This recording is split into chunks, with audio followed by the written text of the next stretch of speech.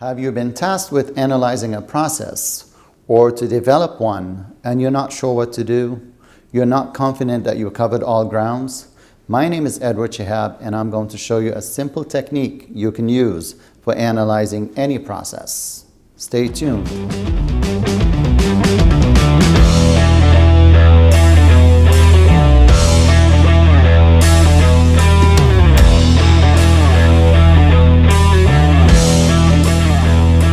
Welcome back. To make this process easy, let's get straight to the point.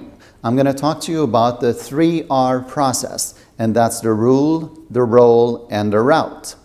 For every process, there's going to be a sequence of tasks or activities that happen in a specific order. When you analyze a process, you need to figure out three things about every task in this process. Number one, who will do this task or activity? So that's the role.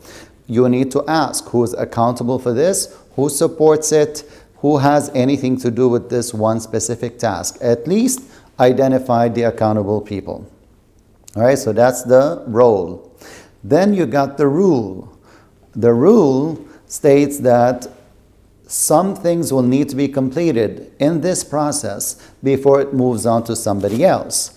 Maybe it requires some form or template to be filled out. Maybe it is an approval that needs to happen. Maybe it's a checklist that needs to be completed. Whatever the rules are to qualify this one task or piece of the process to be considered or qualified as completed, these are the rules that you need to identify. As an example, if a document that you own and you have the role for this, so you own this as an accountable person, requires that you would have obtained 3 signatures from 3 different people, then having these 3 signatures completed would be the rule that you need to abide by. If, for example, this document needs to have been printed out and then stamped, then that's the rule. If it requires cross-checking from somebody else and a review note be made to it, then that's the rule. So what you need to identify is what are the rules or the guidelines that this one step needs to abide by.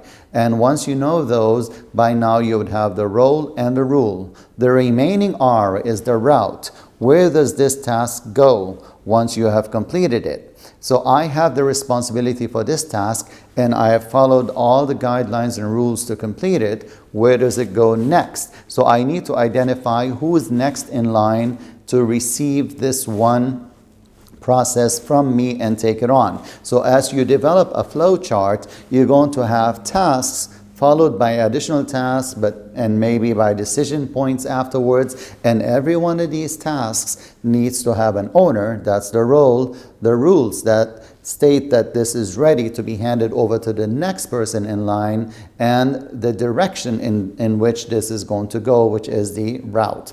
So what happens when the 3 R's are missing? Number one, if the role is not clear, then we're not sure who's going to do this one specific task. It will be left undone, and that breaks the process. That's why it's important to identify the role. What about the rules? What happens when they're broken or when they're not satisfied? Well, if you pass on your task, if you complete your portion and you pass it on to somebody else, but the rules have not been satisfied, that person could simply return it to you as incomplete or does not qualify for them to actually look at it.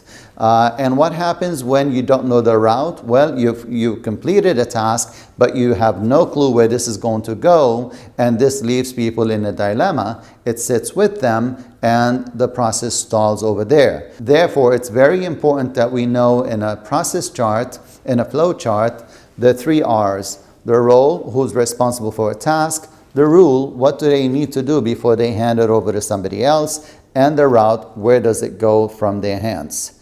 And there you have it, the 3 R's, and that should make your life easier when you're developing or analyzing your next process. Thank you for watching and see you on the next video.